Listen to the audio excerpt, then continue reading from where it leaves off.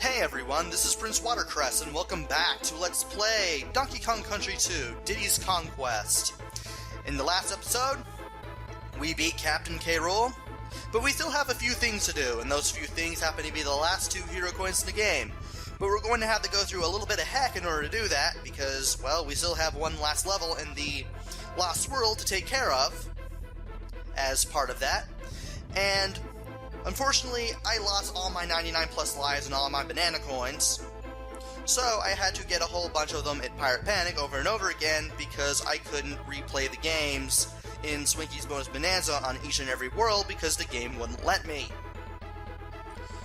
Now that I've got that out of the way, it's time to head to Funky's Flights 2, pay the 2 coins to get on the plane because we're still going to need banana coins for this, at least to get the K. Rool's Keep. And then once we're there, we have to head to Clubba's Kiosk. We have the last 15 Creme coins of the game. Let's go ahead and give them the Clubba here and take on Animal Antics, the last normal level in the game. And if you couldn't tell by the name of the level, we are going to be transforming into animals in order to get through this. The first one is Romby, and his section is absolutely easy. You can jump on all of these guys successfully and consecutively, but it won't get you an extra life like in the original Donkey Kong Country 1, so don't even count on that happening. You will have to use red zingers as platforms in order to make your way to the end of the first section and into the second. Free hit if you need it, especially if you get hit by that cannon before you take them out. There are Kong letters, but I'm not going to get all of them.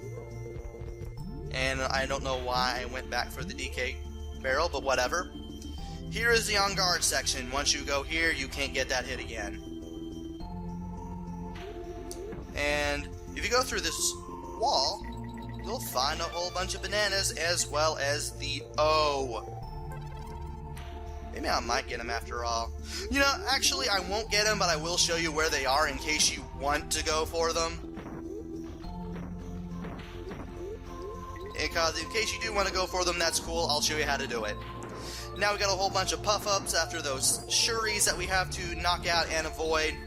Those things will explode rather fast. And then you got the lockjaws that will come at you faster than a fastball from a Major League pitcher. Case in point. Once you go up here, the worst is over. Just keep dashing with the Y button. Don't even supercharge, and you'll get to the end okay. And now we play as Squitter. There's a hit behind that zing if you need it. There is the Star Barrel, and once we die at any point after this, we have to play the Squitter section all over again. It's really annoying. And I don't like doing it. We will have to make some platform webs to get through this area because we have a bunch of red zingers and a bunch of enemies that want to jump around and make it harder for us to get around anywhere.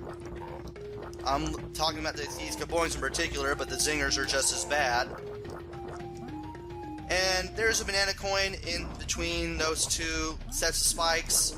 We don't need it. I personally don't need it, but it's there if you want it. There is safe ground for you to stand on in case you do want to go get it.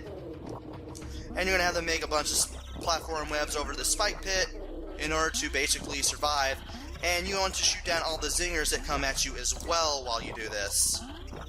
One last one. And you may think you want to go into this barrel right away, make a platform web over that, jump over that wall. You will find the last bonus area where you have to destroy all the bad enemies. When are there any good enemies? Anyway, we're going to take care of some zingers here as Squitter. You should know how to do this by now. First 4 you will have to take out as Squitter, but next 4 you have to take out as Squawks, and you don't have a choice. Just keep to the center. Just use the control pad to turn around. And then make your way quickly to the Squitter barrel and head to the right before the timer runs out, and you will get the DK coin for this level. Now we can get in here. Now this has felt rather simple and easy compared to the rest of the Lost World, until you get over here. Make some platform webs, take out the neckies. Don't jump into the ceilings or the walls or the floors that aren't covered with wood. And once you make your way up here,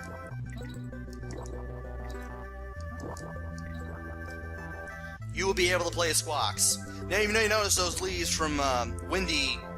What is it? Windy Well?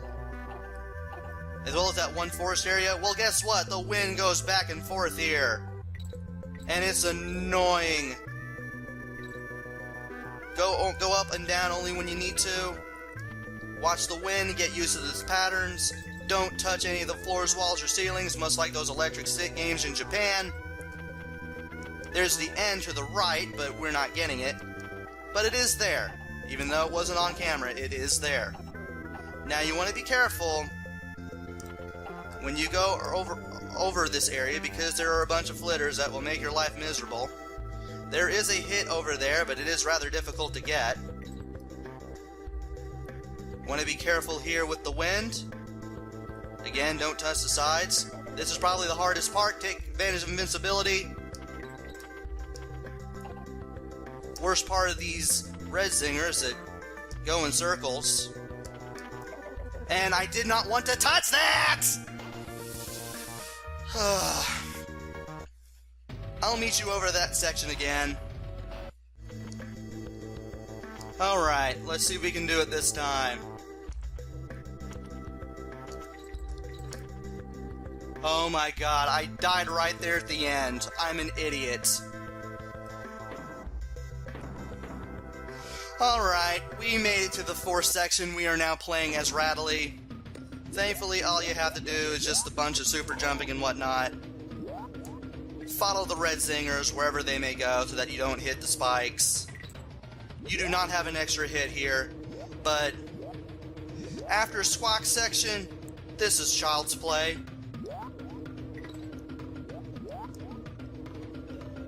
We are done. Now it's time to not hit those red zingers. And 1, 2, 3, 4. Finish that last normal level off on a high note. And you know what? That thing just opened. We can go in it. We've been seeing that thing the entire game. That little volcano there with the little purple and blue energy thing coming out of the summit there. And a little crocodile head opened. I wonder what is down here. Oh, this can't be good. It's Kaptain K. Rool. He's not dead. Now it's time to avoid all his attacks, all the spike balls. Duck under the fourth and thicks, jump under the rest.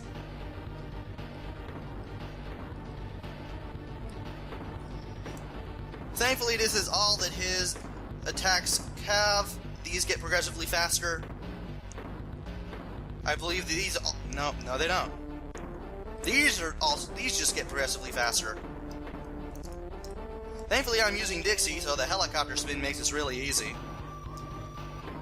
Not really much to mention in all this. As long as you're able to use Dixie and her helicopter spin, this is dead easy. If you're using Diddy, just head straight to the left if you need to make this stuff easier. And you know what? I'm just going to meet you when I'm able to do this again. So, be right back. Attempt number 4. Great.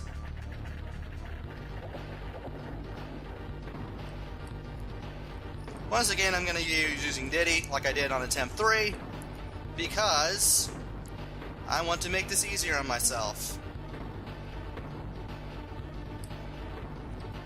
Pretty much all the attacks that we've seen before, I died the first time. Let's see how well I can do with Diddy, because apparently I did extremely well with Diddy on attempt number 3.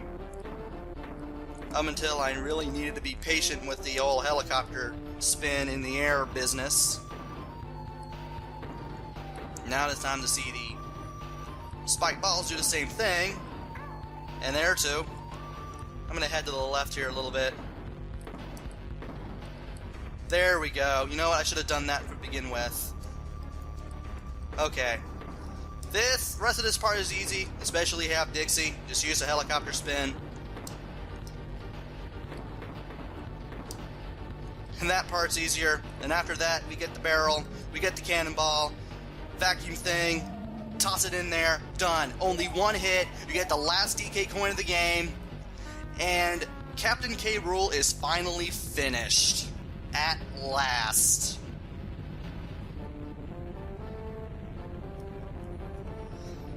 What is with the rings rotating on each other? I've seen that in Diddy Kong Racing, and I believe Killer Instinct 2 and Jet Force Gemini. That's like the earliest game where they did that, and I wonder where that came from. Maybe somebody will be able to tell me. Well, anyway, when you finally beat Kaptain K. Rool a second time, you'll find out that because Kaptain K. Rool was sent into the core of the island is shaking and it's about to sink. Now, before you do that, you head back to the Cranky's Video Game Hero screen, and now you're in first place. Cranky is proud of you, and the last thing we see is this screen right here. Crocodile Isle explodes from its summit, because apparently the last world was deep underground, and the Crocodile Isle sinks into the sea. King K. Rool has a hearty laugh as he escapes into the sunset in the parts unknown. He'll be back, but we watch from DK Isle with Dixie's hair swinging in the breeze, and that is a really nice thing for Super NES circa 1995-1996. That is pretty good stuff for Super Nintendo era there, with pre-rendered graphics. I'm convinced that Super Nintendo did the pre-rendered graphics the best. Now, we could watch this screen forever as I close this thing out and put another Let's Play in the books, finish it off for good. But if you press any button from here, you'll be sent back to the title screen, where you can keep pressing start until you reach the file select, and we finally have 102% completion of Donkey Kong Country 2 Diddy's Conquest. That about wraps it up for this one. Again, like I said in the last part, definitely recommend this game. Go get it if you can. Everything is about as close to human perfection as possible, with the exception of Clobber Carnage in the first King K. Rool battle. Those are the only really hard parts. But other than that, this is a really good game, and is definitely recommended. I recommend playing this game before you die. So until then, this is Prince Watercress. Hopefully I'll have another game set up, ready to show off to the YouTube masses, maybe. Until then, this is Prince Watercress again. Take care, stay safe, thanks for watching, and see you guys later!